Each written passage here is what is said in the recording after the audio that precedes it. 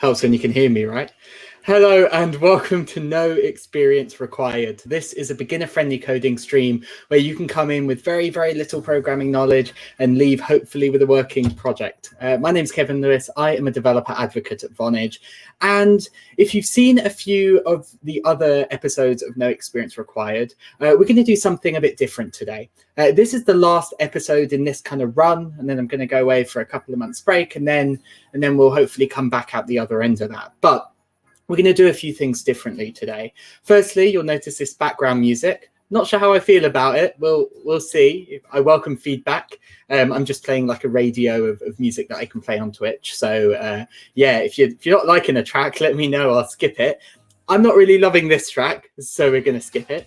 Oh God, this is a bit intense, isn't it? Anyway, today we are going to be looking at the Vonage Verify API. So far we have done a workshop on building Facebook bots, a stream on doing Facebook bots, a stream on using our video API, a stream on building like a call-in thought of the day with like a pre-recorded MP3. And then last time we did like a radio show call-in setup. Today, we are going to be using Verify. And unlike previous streams, which I must admit are quite planned, like I know what we're pretty much going to be doing beginning to end, this time I thought we'd go a little bit more freeform. We've got a couple of hours and just kind of see how we go. We'll definitely get the basics of Verify implemented. And then if we have some extra time, we'll just keep building on top of it until, well, we run out of time. So hopefully that sounds good. Now, the other big change in this episode is previously I have played a 20-minute segment called JavaScript 101. It's been the same segment every time, and that segment is aimed at people who perhaps have never written code before, kind of learn the basics of JavaScript before we get into the main piece of content. What I've decided to do this time is that is now uploaded onto our YouTube channel. I'll share a link in just a moment.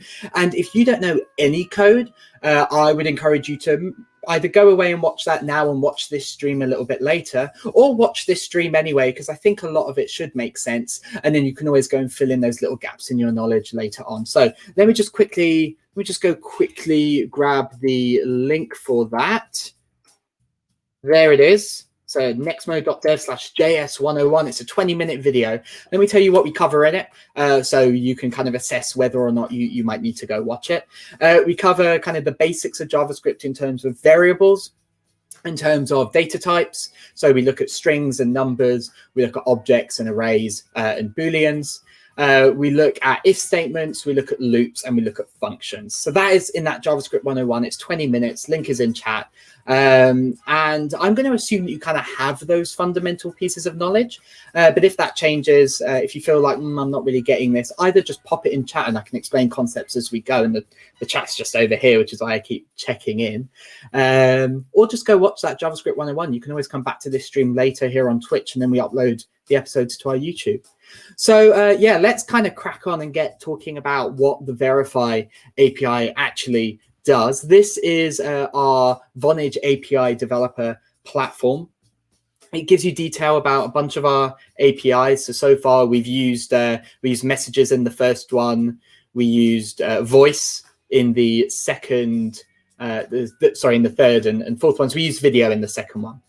Today we're going to use this one, Verify, which is all focused around user authentication. Essentially, when you sign up for a web service, sometimes you will get a code sent to your phone. That can be sent to your phone through an SMS. It can be sent to your phone through a phone call. Not loving this music. It's a bit Christmassy for me. Don't know. Let's try this one instead. And the Verify API allows you to do things like that. Now, that's not to say it only works in the context of two-factor. In fact, you can build a fairly competent login system purely using something like this and kind of bypassing the need for passwords. We're not going to build like a fully featured application today. I think authentication is something which generally you should spend more time reading about and make sure you get it right. But I am going to show you how to build the Verify portion of it. Oh, you actually can't hear the music. Interesting. Quite loud in my head. Now, as it happens, before we carry on, I'm playing around with some new setups. I can alter the volume in my headphones versus the volume you get. So let me stick that there, and then if I up this one a little bit, I think you should be able to hear it now. Don't know, that kind of feels like levels that sound appropriate for someone who doesn't really know what they're doing with audio too well. Interesting. You can tell it's there, but it's quiet. I feel like at that point we may as well not play it, but I fiddled around with it a bit. I'm happy to adjust it more, or happy to get rid of it entirely. All right, yeah, so let's talk about Verify. So essentially, this little diagram here isn't too bad in explaining how it works. So it all starts with a user providing a phone number to you, and then you trigger a Verify workflow. And that Verify workflow might be sending SMS, it might be calling them, or it might be doing kind of a combination of them in sequence. But once you send off the request to verify a phone number, what you get back in response is a request ID. And you have to hold on to that. You're going to need that later. In the real, you'd probably put that against a user record, like a user account record, just so you know what that request ID is and you don't lose it. Vonage will then go away and handle the sending the codes or via a phone call, via a SMS or a combination. And then the user provides the PIN code. But you don't just send back to Vonage the PIN code, you also send the request ID. So you need two pieces of information. We send that back to Vonage and check whether the PIN is correct. And at that point, we get a response, either it isn't correct, it's timed out, or hopefully it is correct. And then you can choose what to do with that. You might put a flag on a user account that allows them to have access to areas of your application that you don't before. I think we'll just give them access to a page. I'll leave kind of what you're doing specially to you. Yeah, so I was looking at our docs, kind of looking at the getting started guides. Really solid.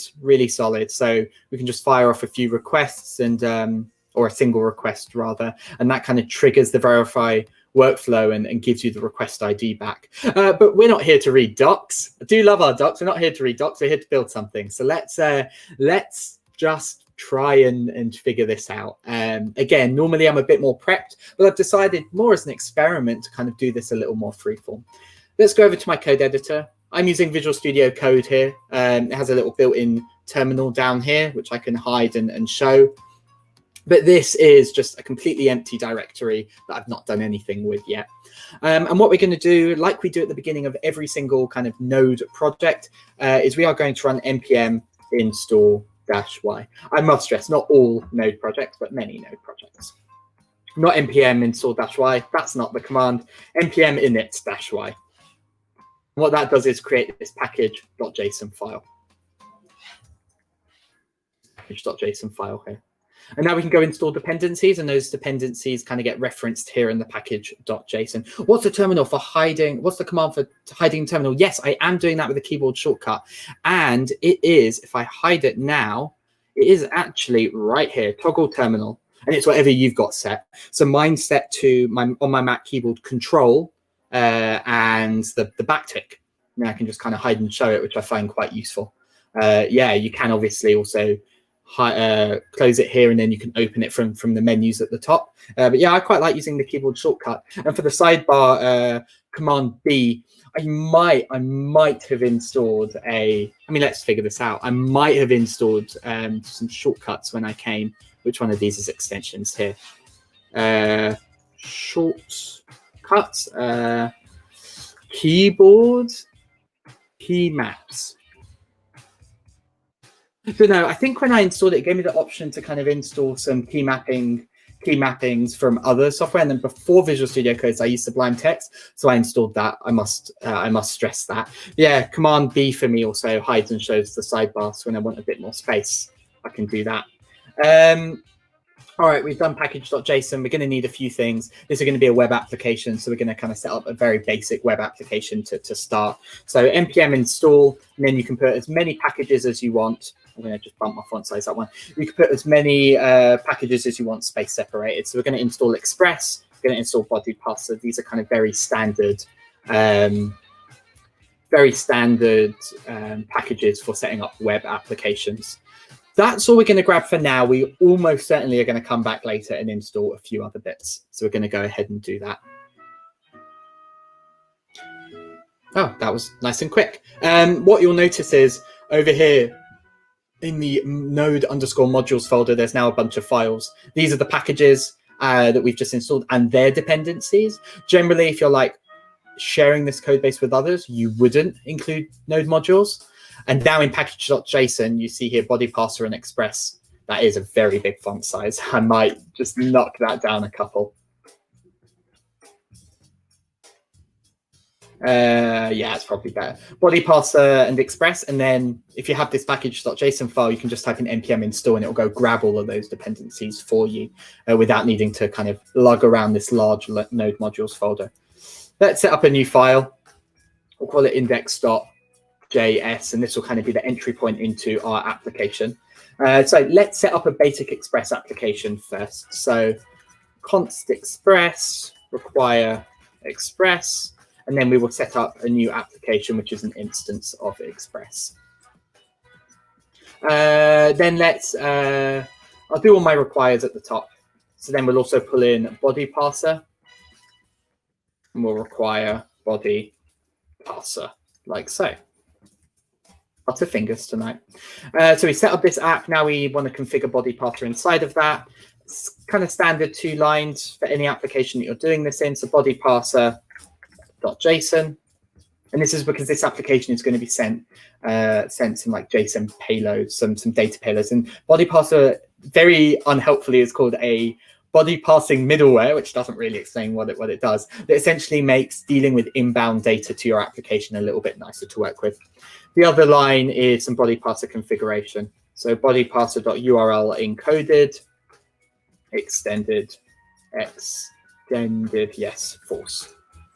And then finally, we're going to start this application on port 3000. So that's kind of a basic Express server. We're not really doing anything with it yet.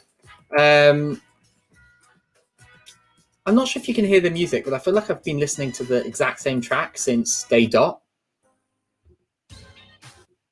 Oh, it is only playing a couple of tracks. That'll explain it then.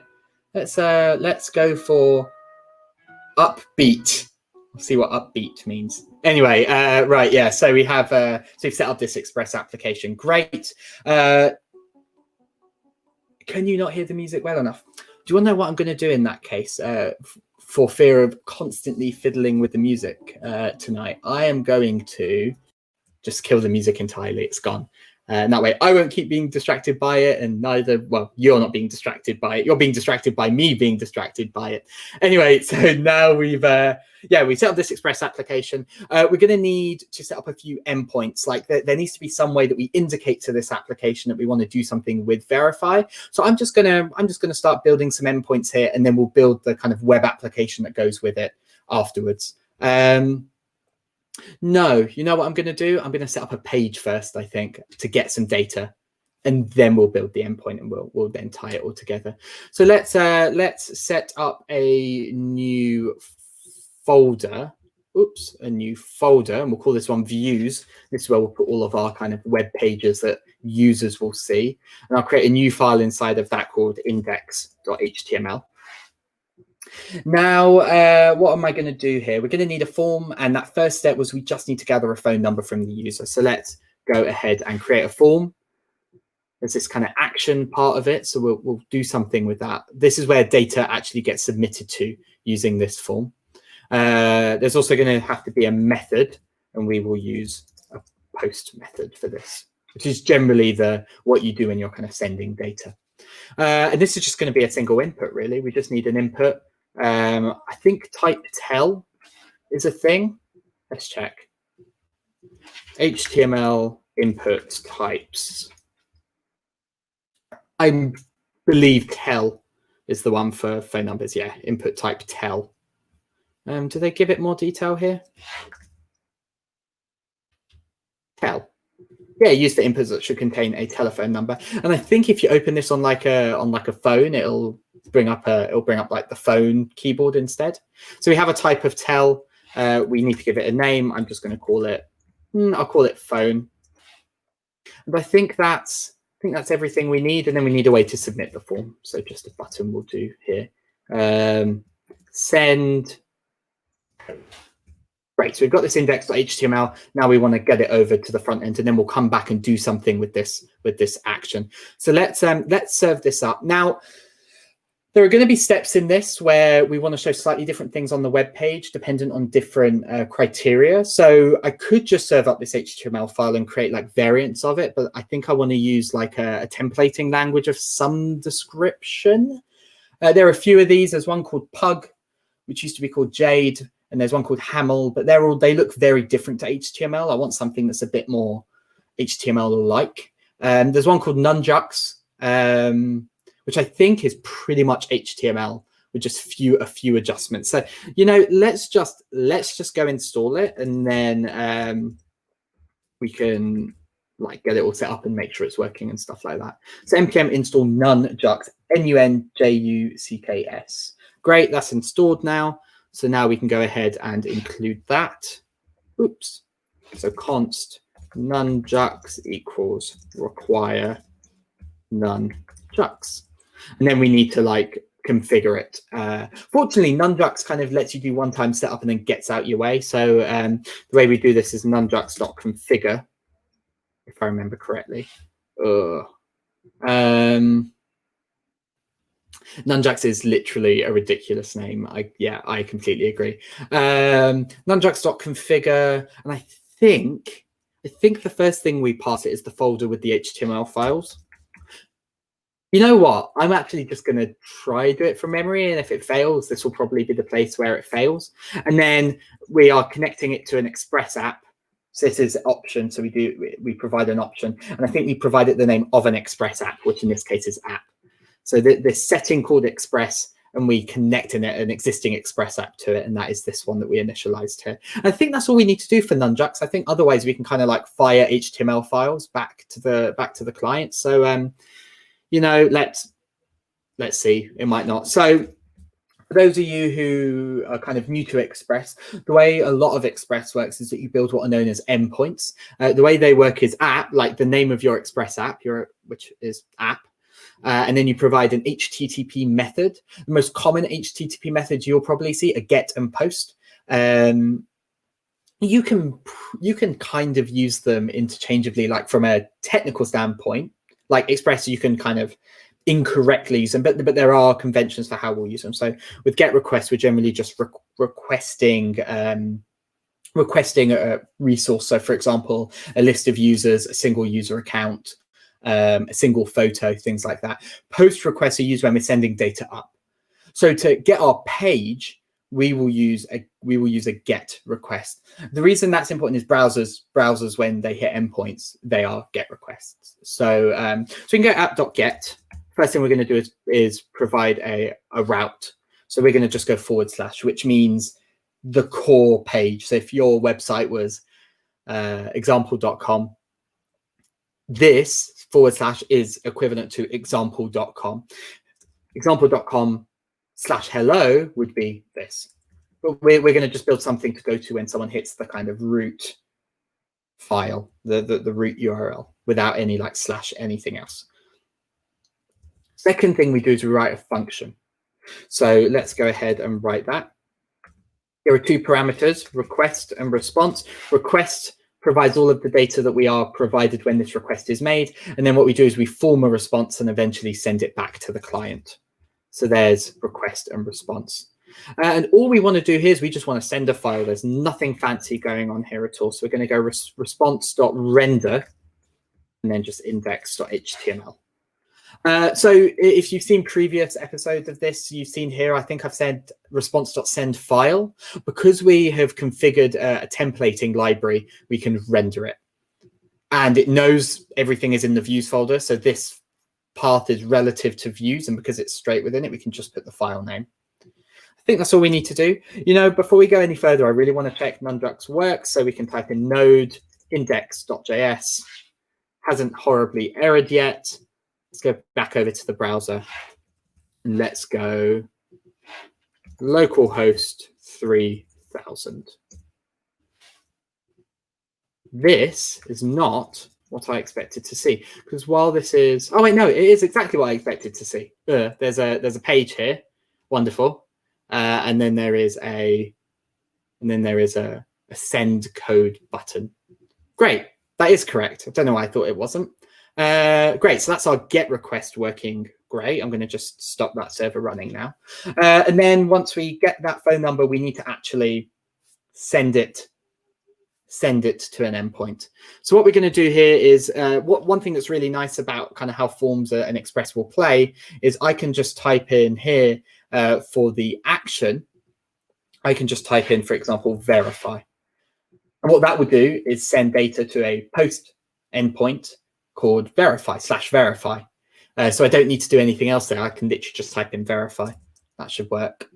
So let's do a new endpoint. This will be app.post. It'll be /verify.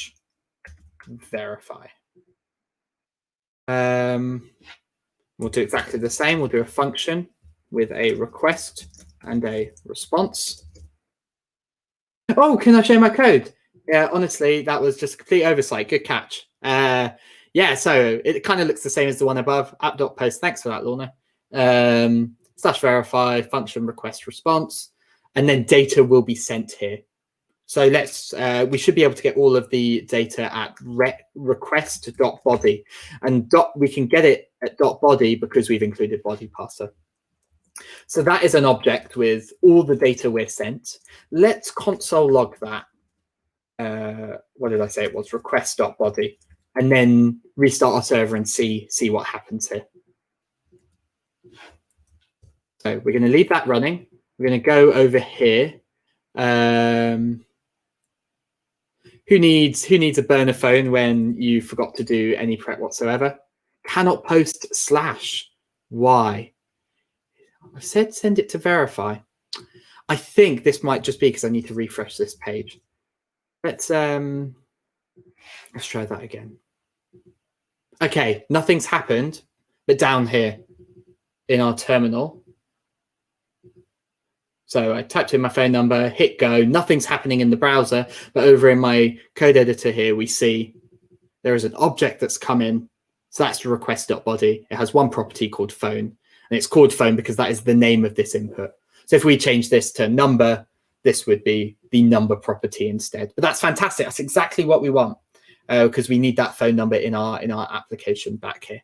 Again, I'll kill that server when we're not using it. Okay.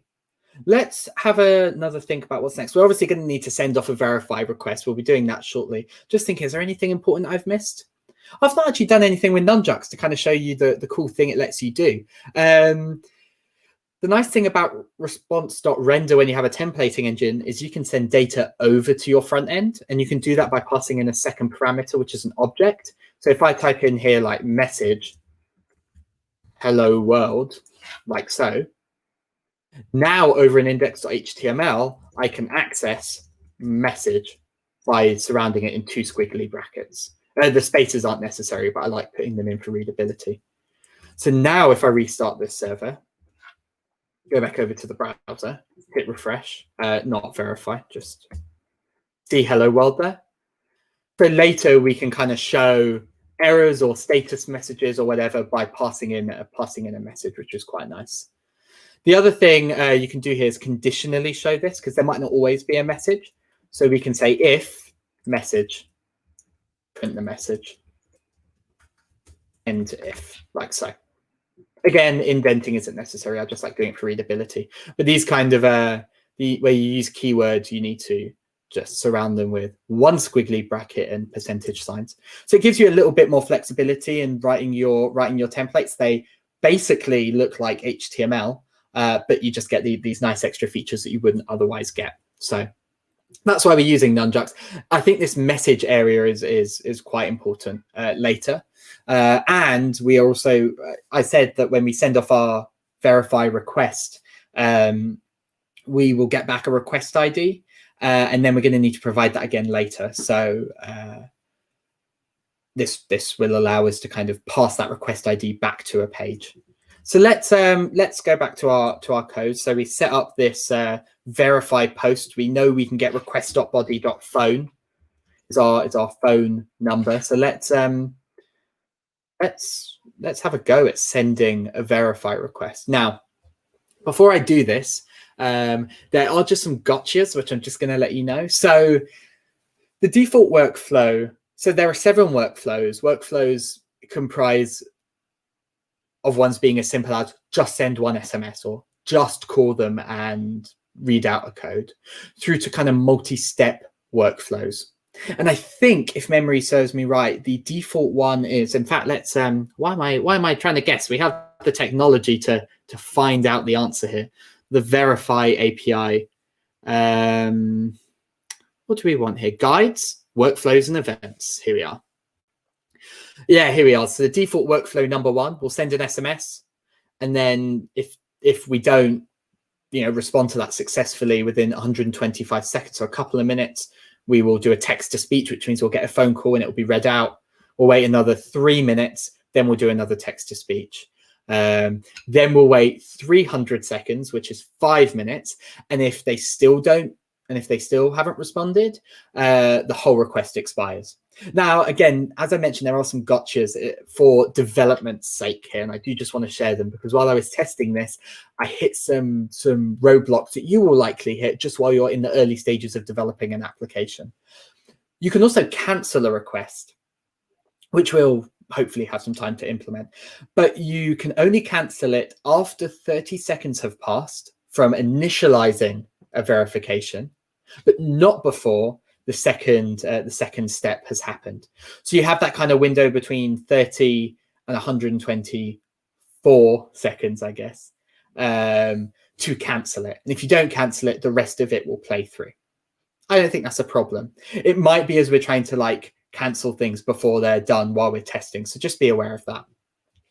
Another thing that's interesting about this is you have to have that request ID in order to do the check. So if we lose it by accident just somewhere, we don't log it anywhere, we don't save it anywhere, we're kind of not able to then check a code and complete the request, which means we just have to wait until the request expires. So make sure you're having some way of logging request IDs, however unideal it is. But yeah, you really do want to be logging those somewhere because you'll need them. So here are just the other workflows: 2 SMSs followed by a call, 2 calls, 2 texts, a text followed by a call, and then just an SMS or just a text. You're probably most experienced with just an SMS, just a one-off, which expires after 300 seconds or shorter if you set it. So I just wanted to show you that. That is almost certainly something we're going to have to fiddle with a little in a moment. Oh, yes. Sorry, Lorna. Yes, fantastic point. Look how cool this is. I can pull your comments here onto the stream. If you start to try a request with a number when you already have a request in progress, the in progress request ID is in the error response. What that does mean, though, is you also need to be logging error responses. So you can't just ignore them. Even in this basic application, we're going to need to do something to handle that. Sweet. Thank you for that. So now we're going to go and actually fire off a verify request with all of this kind of knowledge of the things we'll need to watch out for. Let's go do that. Well, the first thing we're going to need is the Nexmo library. For those of you who don't know, Nexmo is now Vonage. Our packages are still called Nexmo, so just be aware of that. Same folks. Hello. So let's go and npm install Nexmo. We'll just wait for that to go. Wonderful. And let's go ahead and include it. Now, all of our documentation refers to kind of the require of the client with a capital N. I just want you to be aware of that, and I'm going to do the same just so if you look at code examples later, they kind of look the same. And the reason we do this is when we then go and initialize a client, we generally use a lowercase n. So new Nexmo, and we provide an object in here. Wait, what? Nexmo is now Vonage? Did they buy Vonage? Yes. We're going to need to pass a couple of things in here in kind of our initial setup. We're going to need to provide an API key. And we're going to need to provide an API secret.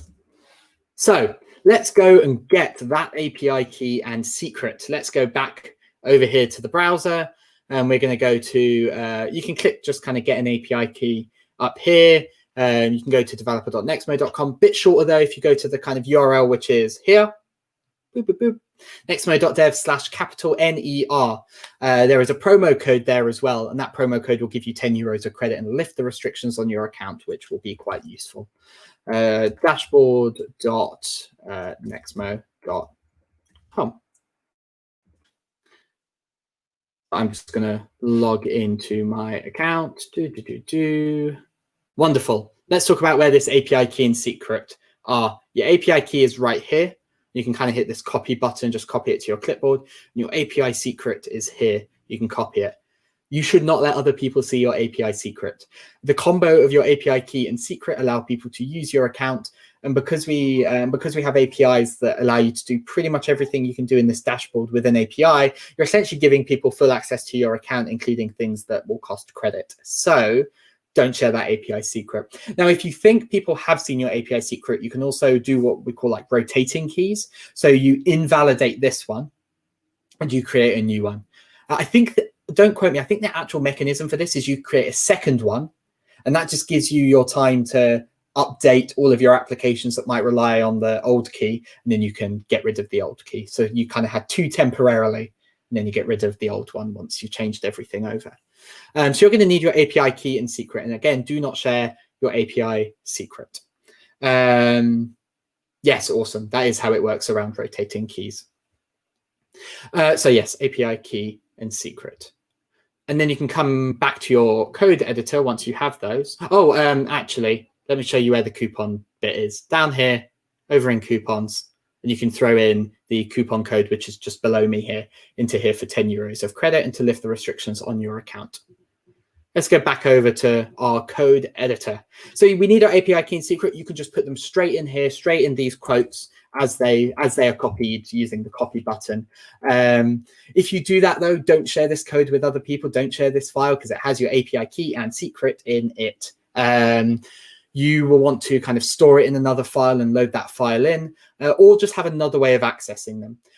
Shock horror, I have another way of accessing them. I have got these all available using process.env.nextmo key. And hey, Joe, nice to see you. Nextmo secrets. They are equivalent to my strings. I just don't want to show them to you on stream, and it's a bit easier than setting up kind of .m files and stuff like that for today. So that is setting up the Nextmo node client, initializing it with our API key and secret. And now we're kind of getting ready to send off our verify request. So let's go do that here. I'll leave that console.login for reference. Right, what do we need to do here? We can go nextmo.verify. I think it's .request. And this is a method, and it takes an object full of options.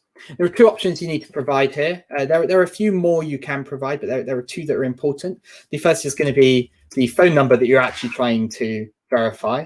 And we've already established that that is here. So I can get rid of that console log now. And the other one is called brand. And I'm just going to call that Vonage devs. And brand will go into the message that will say like your Vonage devs code is code, number. And we establish that using the brand like so. That is all you need to do to fire off a request. I could run this now and all is happy, except we have no way of getting back that request ID. So we're going to need to do that next. So the first parameter for nextmo.verify.request is this object full of parameters, this object full of options. The other parameter is known as what we call a callback function. This function will run once this request has completed, whether successfully or unsuccessfully. So it's called a function, and this the first parameter is error, and then we'll call it result, like so. So first thing we always want to do is we want to say if there's an error, we probably just want to return, which stops the rest of this function from running, but we will return a console log. We'll say error, and then we will log the error.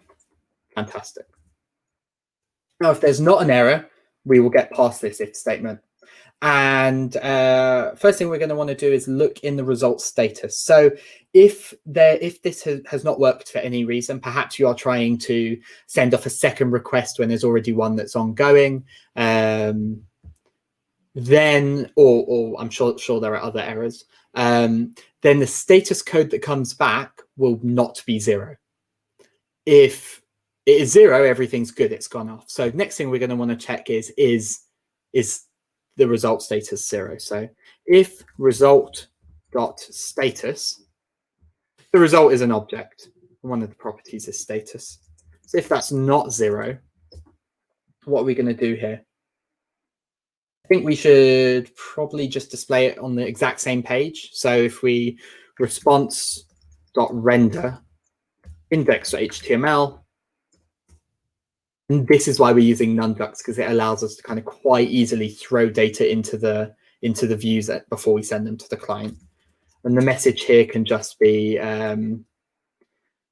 let's actually take a look at the docs, because I do have some knowledge of this API, enough to get us through this, but I actually think showing you where this knowledge lives is probably useful as well. So what we're going to look for now is the docs. So we can go to the verify getting started. We can look at the verify documentation at developer.nextmo.com, back to this page, and we are going to want to look at the API reference. And request a verification is what we're doing. And we can look at the response. Here we are. So indicates the outcome of a request. 0 is success. We also get back the request ID. If there's an error, though, yes, we get back a different status, as mentioned here. Right now, we don't really care what it is. Like, we will care what it is, and we might refer back to this page later. We just care that it isn't 0 and that there is an error. But what comes back also is error text, request.error text, exactly here. If status is non-0, this explains the error encountered. And I knew that, but I think it's useful to kind of show you where it is in the docs. So we can go message will just be request.error text. And that's the error. So we also want to return this so it doesn't continue on to the next. So this happens. If this is true, if there is an error, if it exists, we'll just console log the error and return, and then nothing else happens after this. If the result.status is not 0, we will just re-render the index page, but this time the message has an error text associated with it. And we've returned that, so it won't continue. And if neither of those is true, we will continue on to actually do something useful. What are we going to do? Well, we need that request ID. Let's console log the result for now. I think that's useful. We know the request ID is coming back, and that needs to somehow find its way into a place that we can use again when we send the code. I think what we're going to do is build that second page where we will verify a phone number. And what we'll do is we'll take the request ID that comes back and we'll pass that into the view like this. So let's go ahead and do that. I'm going to create a new view called check.html. I'm going to open by just kind of doing this same if message, render the message, nothing fancy there. What else is important here? Well, yeah, we need a way of actually checking, excuse me. So we'll do another form. In fact, we'll use exactly the same. We'll use exactly the same kind of method, an endpoint called check, a method of post. And in here, just a single input that users will type in. It can be text. Name can be code. This will be where the user enters their code, and we'll have a button and we'll call verify. Actually, verify might be confusing. Check code. Fabulous. Remember, we need to do something with this request ID as well. So what we can do is also create an input, and we'll just make this one text. We'll make the name of it request ID. Doesn't really matter what we call it. I think this is more the convention for HTML, request-ID. No, I like request ID. I like the way that looks more. Doesn't really matter. And we can provide a value to it. Now, the nice thing is we can use these kind of squiggly brackets anywhere. So Doggo wants to be part of the stream. I'm not sure if you can hear him in the background. So the value to the request ID can just be, doesn't matter what we call it really, request ID. Yeah, that makes sense. And then what we'll do is we'll always pass back the request ID into this view. Yeah, so first thing we want to do then, I suppose, is we want to, oh good, I'm both glad you can hear him. Haven't killed my dog yet, and that he's not too loud, so he's not disrupting the stream. And what we'll do here is the same as up here. We will response.render a page. This page we called check.html. And what we'll do is we'll send request ID to it. And the value of that will be result.request_ID, because that's what comes back from the Vonage API. Sweet. I think that's good. Now, is that good? Yeah, I think that's good for now. We can kind of see how this is working. We can build on top of it. So we've got that going. Fantastic. And I will leave this open in case there are errors. We can see them logged. We will refresh this page. We'll pop in the phone number, hit send code. We load the verify page. Now, you'll notice this has been populated with the request ID. Wonderful. I have just received a text with a number valid for 5 minutes. And I suppose that gives us 5-ish minutes to do the next step. You still see the code. Fab. Put in my phone number. I hit go. This page loaded. I've really got to get better at that. Hard when it's in my peripheral to just see what's on. But yeah, thanks for that. So this is the verify page that loaded, that second one, /verify. So this is check.html. It's loading on /verify. That's the request ID. And we'll need to provide the code that I've just been sent and this, hit check code and send that back off to Vonage. So let's do the logic side of that, and then we'll get it working. Chances are this request will expire. In a couple of minutes, I will get a phone call. I may as well play it. You can see what it sounds like. Okay, so we've got this side of it working. Fantastic. Code faster feels like a challenge, right? Yeah, let's go. Fortunately, it's a very similar pattern to kind of check phone numbers. So let's go ahead and build that kind of check endpoint. So app.post/check and function request and response. And as you write more web applications, if you've not done much before, this kind of pattern of writing these kind of the basic outline of an endpoint really do become second nature. So again, we get exactly the same pattern. We have name, code, name, request ID. So they'll be available at request.body. And then code or request ID. Except this time, instead of doing nextmode.verify.request, we could do nextmode.verify.check. We provide in a request ID and we provide a code. And as already established, we can get these at request. Oh, there's my call. Please enter your Vonage Dev activation code 0693. There you go. There's the code. Okay, so the request ID is request.body.request ID. Remember the capitalization that I decided I looked better. It's just whatever the name is here. And we also need the code, which is at request.body.code. So that's the check. Exactly the same. The second endpoint is going to be a callback function with an error and a result. Now in here, we are going to do, again, exactly the same checks. I'm actually just even going to copy and paste these first couple of bits here. If there's an error, we will just console log the error. There's Doggo. If the result status that comes back is not 0, then we will render. We probably won't want to render the home page this time, or maybe we do. We'll figure it out. But the message will be the error text. He's happy. He's run off with his ball. And finally, if that is good, we want to do something. And I think we should just send them to a third page, just like a congrats, you've made it. Success.html. Let's just be h1 success and pretend like this is some special part of your application that you would otherwise stop them accessing. So then we can just go response.render. Response.render? Yeah.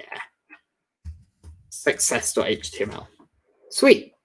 So that's that kind of flow built. Let's go ahead and restart that application. You know what I'm going to do, actually, because this is a bit more kind of a freeform stream. I'm not going to run that. I want to show, what didn't I show you? My code the whole freaking time. Kevin, come on. Right, what was I on? So this check endpoint here looks very similar. So instead of nextmode.verify.request, we do nextmode.verify.check. That first object, that first parameter is an object with a request ID and a code that came from the HTML page. And the callback function is exactly the same. If there's an error, we'll return a console log. If the status is not 0, we'll currently just go back to that first page with the error text. And if it's successful, if everything is good, if neither of these conditions are met, we'll just load success.html. But what I want to show you is this cool tool called NodeMon, nodemon.io. So what NodeMon does, you can install it at npm install-g NodeMon. What it does is it looks for files changing in your application and automatically restarts your node server for you, so you don't have to keep closing it and starting it. So I already have this installed. So what that means is I can go over to my terminal and type in nodemon index.html. Oh, you know what? I'm getting another phone call. Let's listen to this number because we'll use it. Please enter your Vonage Dev activation code. 0, 5, 8, 9. Great. Repeat. 0, Fantastic. 5. I've copied that to my clipboard, and I think that's valid for 5 minutes we established. But now I can run nodemon index.html, and that will just keep restarting for us. So we don't need to keep restarting our server, which is pretty nifty. Sweet. With all that in mind, let's restart our server. There is our request ID. That's the code I just got sent. That's Doggo wanting a part to play in tonight's stream. Doggo, I'm busy. Do you want to verify accounts? Do you want two-factor authentication? Do you want to use the SDK? I think he might want to. He's looking very, very much like he wants to. No, it's not happening. We're just about to test it. And what we can do here is we can hit check code and success. We went ahead and did that. So that is two-factor authentication kind of set up in its most basic form. We did it in about 50 minutes. There are a lot of features missing to make this robust. So we are going to take a look at that now and just keep building for the next hour until we run out of time, really.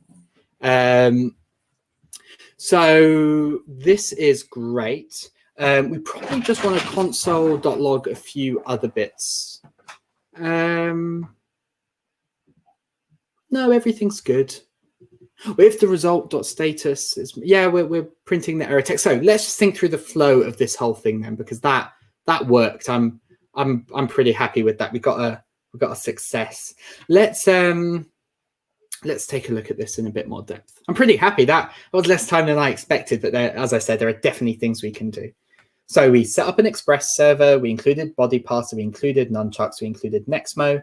We created a new Express app and just kind of configured that with body parser. We set up nunchucks to look for files in the views folder, like so. We initialized the Nexmo client. We set up our kind of first endpoint. So if someone hits slash, they get the homepage sent to them with a message, though, again, we could just drop that off if we don't have anything to say. And you notice when I hit save there, it automatically restarted the server, which is pretty cool. Then we have this post endpoint verify, which gets triggered from when we submit the first form. We send off a new request. If there's an error, we return that like an error, like there was an error in physically operating this. If there was a result that was not 0, we just load that home page again, but we load the message up top. And I'm very happy, and we're quite fortunate that we haven't seen this yet. Don't worry, there's time for that. And then we load the second page, the page with the checker, and we send the request ID along. And then they submit that, and we just check it. And if it was successful, we render the success page. And if it wasn't, we go back to that first page with the error message. So that's kind of a bit of a rundown on the basics, really. In the real, you'd probably want to attribute these kind of request IDs to a user account and maybe flag whether or not they have answered the 2FAC request successfully or not, and not allow them in until they have. Let's start thinking about some extra bits we could do here, because this went much smoother than I expected. But yeah, there's stuff we might still want to do. So let's just think through some edge cases here. So you send a request, and you go back to the first page, and you send the request again. Or in fact, a very good simple one over here on the home page. Yeah, I love Verify. It's so easy to implement. Great. Now we're an hour in. I have to say, like, we have some really cool APIs. Like, I think video, voice, messaging, they're like very, like, you understand users interact with them in like a, you know, there's some like media stuff going on. It's very cool. I heard Verify, did think, I'm not sure how interesting Verify is going to be. Then I used it for the first time last week or the week before. It was so easy to implement, but in like a really delightful way. So yeah, that's really why I wanted to show it to you, because it was, yeah, I was really, really pleasantly surprised. Not that I thought it was going to be bad. I thought it was just going to do what it says on the tin in a very cut and dry way, and maybe there'd be some more complexity, but like that was so good. Anyway, so I thought of a use case. We send a code, we see this is here, but then I refresh the page. And now what just happened? So I triggered a new verify. Yeah, and now if I refresh verify, we go back to this first page. I'm not sure that's what we're meant to be doing. It's not what I thought it was going to do. Let's just take a look again. So, oh yeah, why? Because there's no like get request for /verify. We get to it as the result of a post request. We don't get to it as a result of a get request. So let's just take a look at what happens with this /verify. And we will render verify. Sorry, check HTML. And now if I refresh verify, or if I go back, there we are. I've ended up here now, ended up on this page. And now there is no value in request ID. Like I kind of just lose it. It just kind of disappears into the wind. And for users, that sucks. Because what happens if I go back to the first page now and I go and let me try that again. Hit send code. Why did I send code? Why did I send code? Right, let's talk through that again. I went through, I hit send code. Wonderful. And we're back here again. That shouldn't have happened. Why did that happen? Now let's take a look at my code. Let's think this through. I think I'm getting slightly confused. Let me comment this out. So we load the root, we render HTML, we post /verify, and we do a verify request. We send a post to check, and if successful, it will load success, and if not, it will load index. Do you want to know one thing I think we could do just immediately, just to make this a little easier, is I think we could just console.log whatever the result is. So we can just console.log result. I might just call this, I just help myself to hit, and we'll call it /verify result. And then I'll do the same down here and check. Console.log result. Actually, I only care about result dot body here with slash check. Restart the server. Go back to the home page. And send the code again.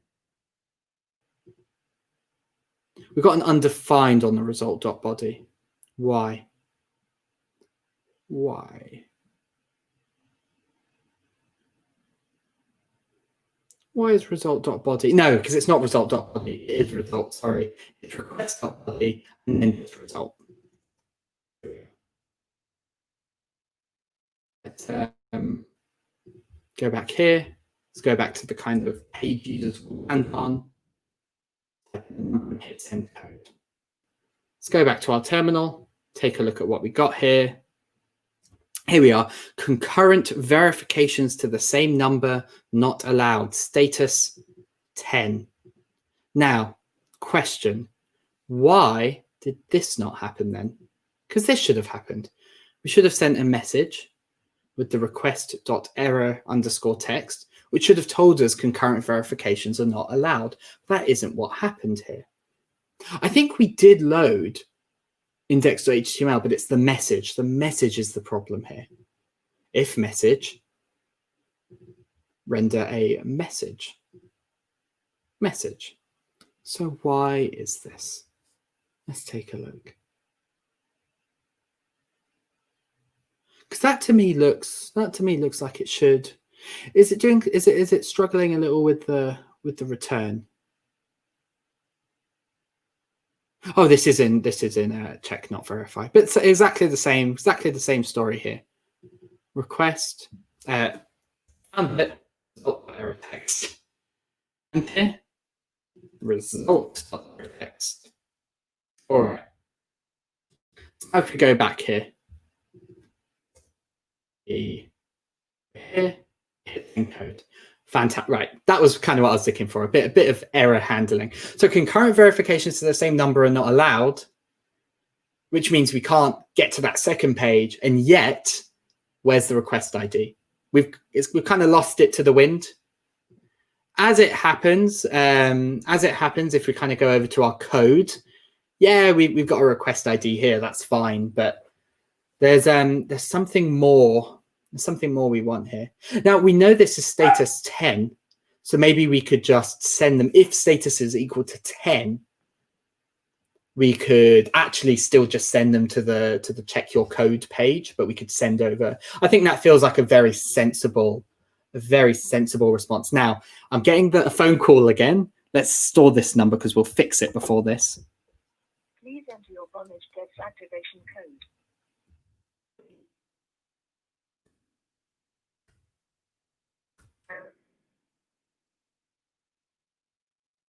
Sweet. That'll be the number we need in a moment. Sweet. All right. If it is not 0, then we return index.html. All right. That feels fine. But what are we going to want to do here? We want to check specifically. I mean, we could even just do this inside of here. Not this elegant. Yeah, not this elegant, but I think it will be fine. But if result.status is equal to 10, it's a string here.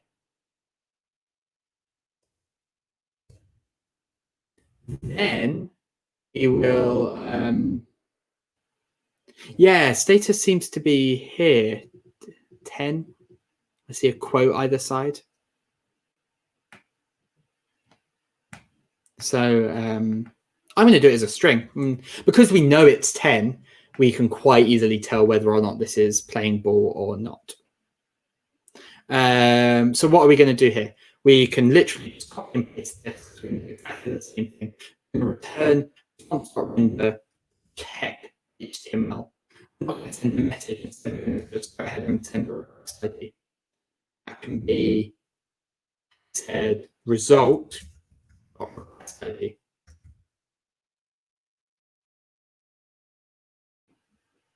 Does that feel correct? I am not in the right import. I'll do that the same. I'll here on verify.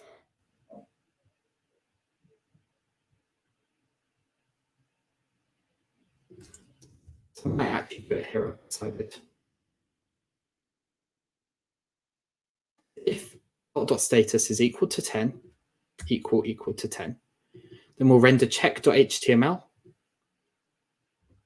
Check.html with request result ID. Now, because this looks the same as this, I'm trying to find the best way to write this.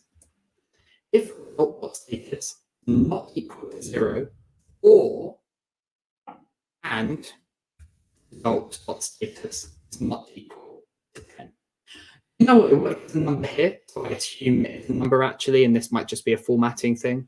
Or JavaScript can compare across types with numbers and strings. I think that might be it as well. Yeah, that looks good. So if it's not 0 and it's not 10, but the error. Yeah, no. I think that would be good. Let's just try it. So we go back to no. It's in code. Yeah, brilliant. And we still make it to the second page, even though there's an ongoing request. I thought that was going to be more complex than it was. I thought we were going to have to set up like some database and kind of, I mean, we might still have to do that later for some other things, but yeah, brilliant. It's that number here, code success. That kind of ended that request. Now we, sorry, yes, that worked. Here we are. This is what we got to. Sorry. I must do better. Must do better at changing what is being viewed. Yeah. All right. Sweet. So that's that kind of edge case handled. So we can handle verifications. We can handle when someone tries to verify a second time, which actually is super useful. What happens if we want to cancel a request? I should probably provide a way to cancel as well. I say we do that over on the check screen. So we ask them for a code, or we provide them a button, and the button can say like, "Hey, just cancel this. Like, I don't want it anymore." Yeah, cool. I'm going to do this as another form. We'll have two similar looking forms on this page: a request ID and a code. Once we've got to the request ID, instead of a code, I think we could just create a button, cancel verification. And action on this one. Oh, yeah, great idea, Lorna. I'm going to pull your comment back onto the stream here. Another fun thing we could do is switch up the language, like used, read out, the timings between the steps, all the workflow. So we don't always send that. We don't always send like the same series of 3. Perhaps we just do SMS, or we just do calls. I know when I like log into Google or certain programs, I have the ability to pick. Maybe we could do that. Yeah, maybe we could do that. Let's do canceling and then assess. But I think that's a hot contender for what we might be able to do. So we'll call this one cancel request. Send a request ID. We cancel the verification. Simple stuff there. What we'll do over here is so we've got this kind of post request for check, is we can go post cancel function request response. So, right, what do we need to do here? So we're going to be given a request ID and we want to cancel it. Let's go take a look. Let's go take a look at the API here. So I'm going to scroll up to the top. So we have request a verification, check, which is what we did. We have this kind of search where we can provide a request ID and get information about that request, including its current status, whether or not it is in progress, whether it is over, it's successful, it failed because they entered the incorrect code more than 3 times, it expired, or the user cancelled it, which is what we're trying to do now. So there's this search, and then finally there's this PSD2 for payments stuff. We're not going to touch that today. And then there's this control section, and using control we can send a command, and right now the commands are cancel, which is what we'll be doing. We can also just skip on to the next part of the verification event, if there are any. As noted, cancellation is only possible 30 seconds after the start of a verification and before the second event has taken place. So just bear that in mind. So there's pretty legit reasons why cancelling might fail, I mean, as explained here. So we'll need to bear that in mind in kind of our user flow as well. And so we do this. So this is called a control request. And we provide an option called command CMD with a value of cancel. Cool. With that in mind, let's go back to our code and I'll show you how to do that. So it looks remarkably similar. Once you learn how to make one of these requests with the Node client, you've pretty much learned how to do them all. Verify control. And first, like the other two times, an object to provide a request ID, body, and not request, body, request ID, and request ID, capitalization is correct, and we provide a command. Let's say could be triggering next event, and we will just provide cancel.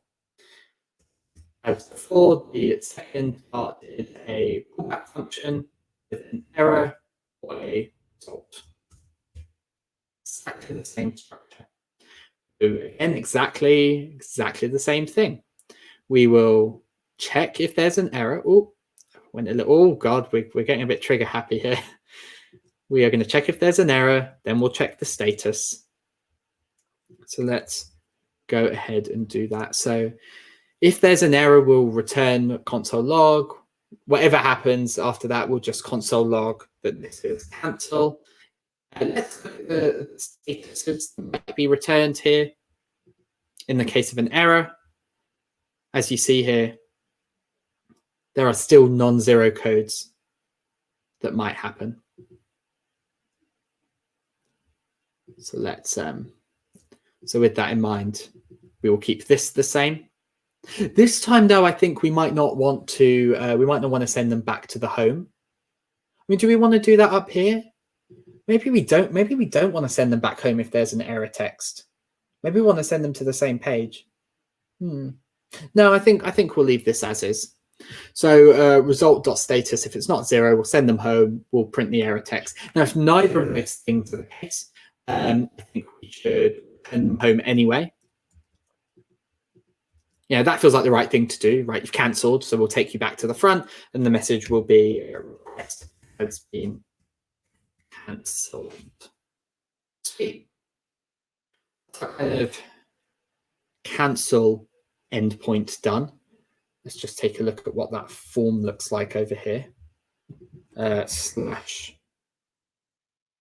Oh, no, we have to do this, don't we? Code. All right. One form, two form.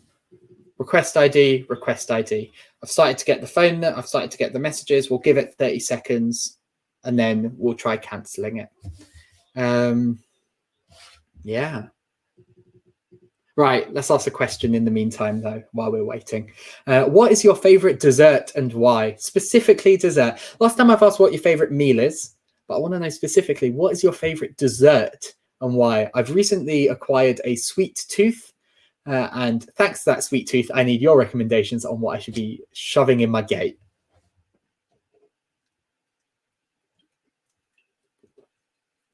What is your favorite dessert? Pancakes. Right. Are we talking like crepes pancakes, like the really thin ones, or are we talking like American style big boy pancakes? And what would you put on the pancakes? Because I think just pancakes by themselves might not do it. Apple cobbler. I don't know what an apple cobbler is. That's apple cobbler. Oh, like an apple crumble, like a crumble. Yeah, man, these are good. This is a solid choice. Oh yeah, I could do one of these. And like you could do like a nice rhubarb one, like a blackcurrant one as well. Yeah, very good. Fruit and maple syrup. Very nice. Oh, very quickly, cancel verification. Request has been cancelled. Good stuff. Sweet. So that is the kind of cancel feature made.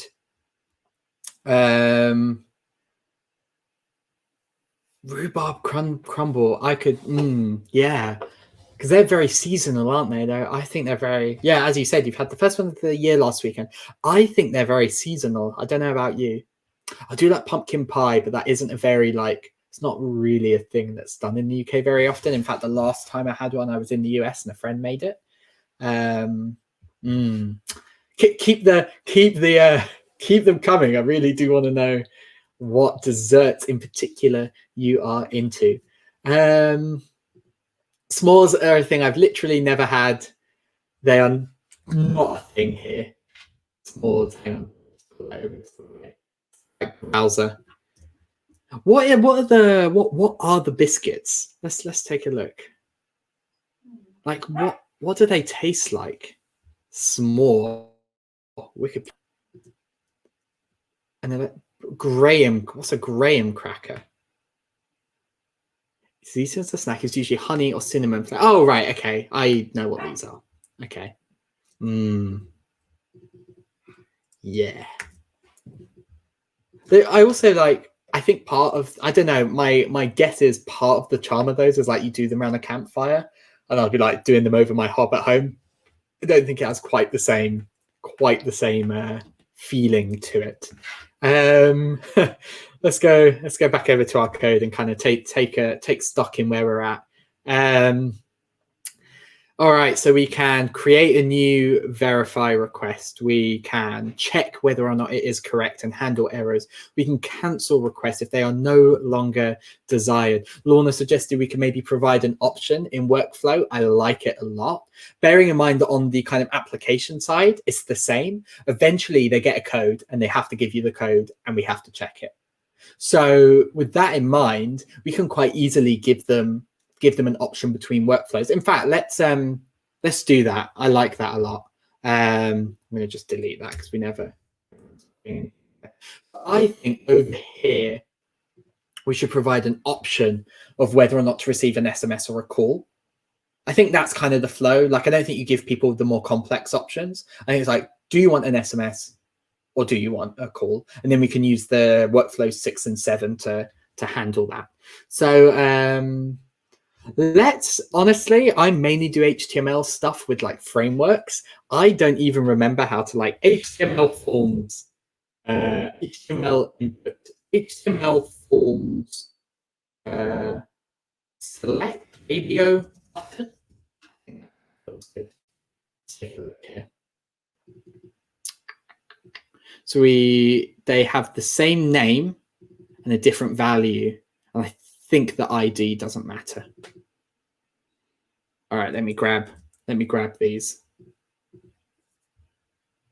and we will pop those in here. Let's take a look. Paint these values for call, name, method. Methods of word in programming, maybe not call this preference. And this is going to be a call. And then we have instances. This word will be a text. A text. Just capitalize that one manually, and then will be preference. I think one thing that's just missing here is a little explainer. How would you like to receive your code? Okay. Let's just go back to our thing here. How would you like to receive your code? Call or text, and we send code. And then what we'll get back, I think. I mean, let's just this kind of post verify. I'm actually just going to comment it out. I just want to just check what's a log request .body. Sorry, again, just commented this out, and I've just console logged the request.body up top. And I will do this a little bit off camera because I'm just going to submit the form. Sweet. Preference, yes, it is either text or phone, exactly as I thought. I just wanted to check that is the case. So so what we'll do then is we'll say inside of the verify request. Actually, let's go back to the browser and just check how we provide a workflow. Getting started with verify. Sorry, the documentation is what I'm after. So we'll scroll up here. Oh, I could have clicked this available operations and it would have jumped up for me. Request a verification. So we can provide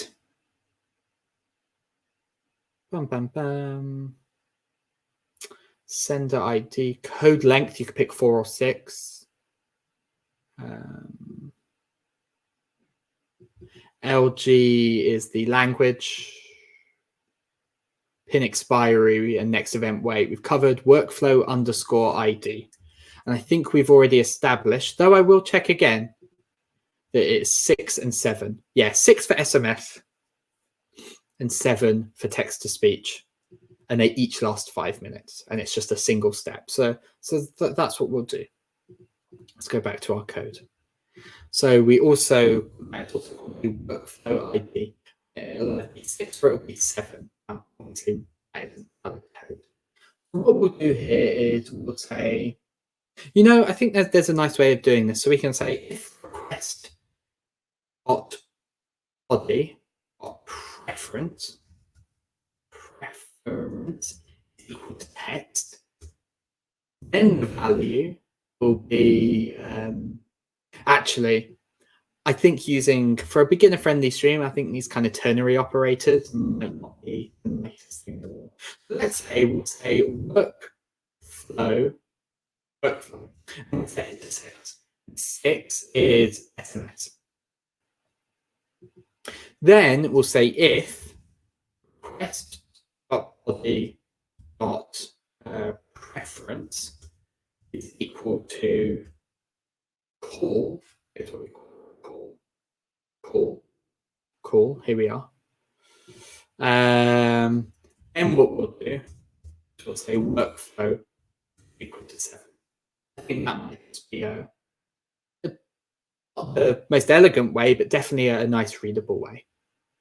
I mean, we could even say else workflow equals 6 and then initialize the value. If we can initialize the value, it is appropriate. And workflow ID is going to be equal to workflow. Either 6 if the preference was not call, i.e. it's text, because we're only providing 2 options. And if it is call, we'll make it a call 7. So we'll restart that. And let's test this by going straight for a call, because going for a text is kind of the default. So we can just test this by going call. Hopefully I am about to get a phone call. I am indeed. Please enter your Vonage Devs activation code 0249. I repeat. Excellent. That is successful. So really, you can just, you know, I feel like, oh, I didn't. It worked. God, I'm really bad at this. I've really got to get better at this. You know what I might do? I might actually just bring this entire thing right into my like main vision. I think that might be a little easier. There we are. I don't think I'm going to be forgetting in a hurry to show you, but that worked, which is nice. Okay, so we now have quite a few features set up here. We've got another half hour. I'm thinking about what else we could do. There are some bits of this workflow that aren't particularly nice. I wonder if we can. I mean, don't know. Stream. What would you find interesting? Because we've got kind of a fair amount of this fleshed out now. I'm not going to deal with full-on authentication like otherwise, because I think that takes more than a couple of hours, and to get right is important. I think this is pretty solid. There are some bits though, like if I go straight to verify, nothing happens. So maybe if we go to get verify, we actually push users back to the original page. Does templating make it easy to add common styles to all of the pages? Yes, actually. Let's have a little chat about nunchucks. How nunchucks works. I'll show you a very a very simple thing, a couple of things it lets you do, which is push data to it, and kind of do these if statements. There are other things you can do with it. You can do for loops, so you can pass an array to your front end, and then you can iterate over that array in your template. But it also has this idea of extends and blocks. So let's take a look at that together. It's been a little while since I've done more complex Nunjuck stuff. So let's take a look at templating here. Variables, filters, template inheritance. So yeah, so what you can do here is create a parent file. Let's go ahead and do that. And what we're going to do here is create a few areas with block and end block in them. We can populate those later. We can also provide default content inside of them. And obviously we can make them part of markup. So, you know, let's just do this. Let's see if we can just maybe make this look a little nicer. So I'll create a new page and I'll call this base HTML. Set up like a basic HTML page.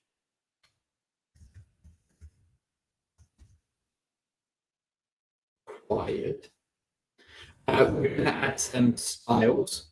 So I'll add some very basic styles here. Let's go for the body background.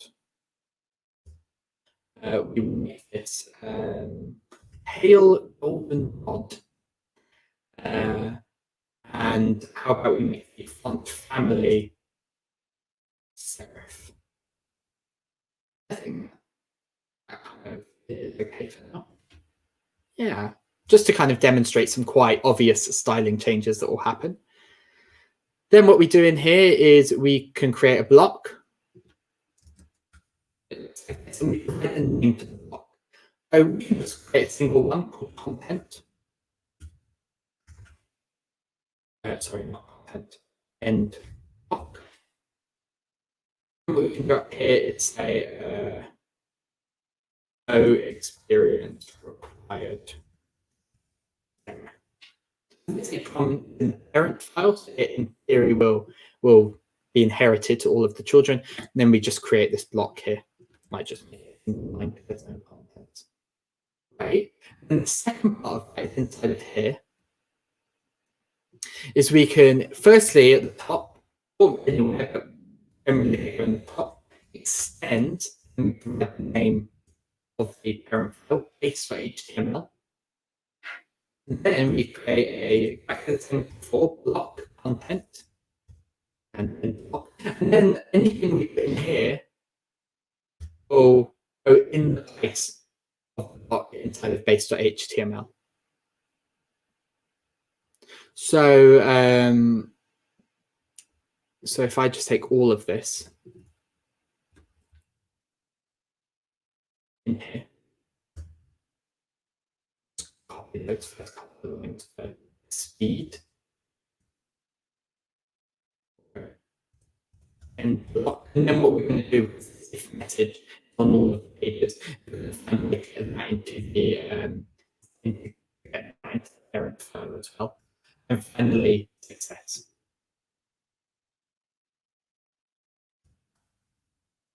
End block. Should be good. So I've hit save there. Let's go back to our thing here and check if I've broken it all. Just refresh. It is black of anything. Not what I would like. Okay. Why? What have I missed? Extends. Base.html. Block content. End block. Base.html also has a block called content. Back to the docs we go. All right, let's figure this out.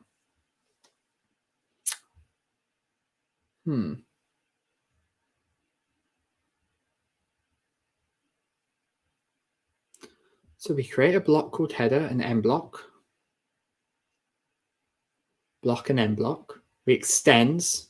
Did I do the extending correctly? I did. And block left and end block.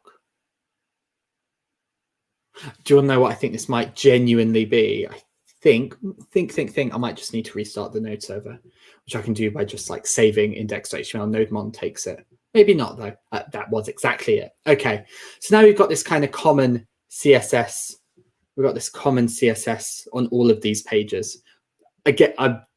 Yeah, you can make it look nicer than this. But yeah, you then get these kind of common styles and all of these. So yeah, nonetheless, you can do template inheritance, is what we call it as well. Lets you do loops. Yeah, lets you do conditionals as we've seen baked in, which is really cool. Yeah, you can iterate over array items. So yeah, the templating does make it easier. There are other templating languages. There's one obviously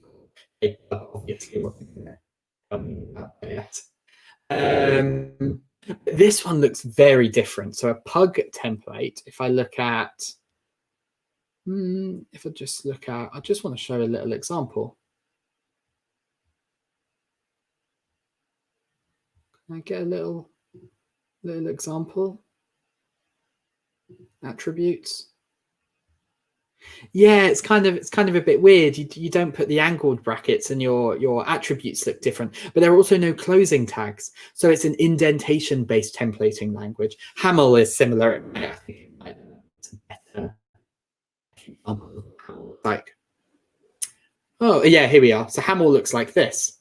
So you start a tag with just a percentage sign, and then you just indent inside to nest your files. In larger applications, I do find this easier, but it is different. It's very different to writing HTML. And I find it a bit confusing when you're learning the basics to change a whole language under yourself.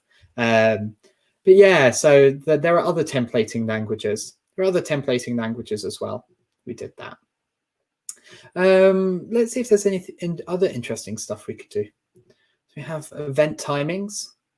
So yeah, you can also provide in the initial request when you run nextmo.verify.request, you can set a pin expiry. It can be anywhere up to, what's that? An hour? That's an hour. Anywhere up to an hour. Default is 5 minutes. And yeah, you can change the kind of time between requests being triggered, which is cool.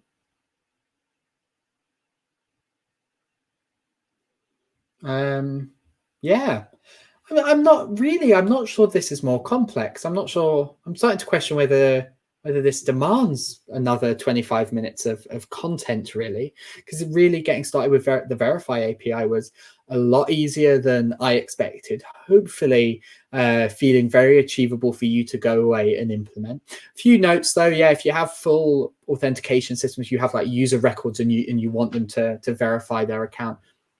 Generally, what you'll do is trigger a request and allow them to trigger new ones if their last one failed or expired.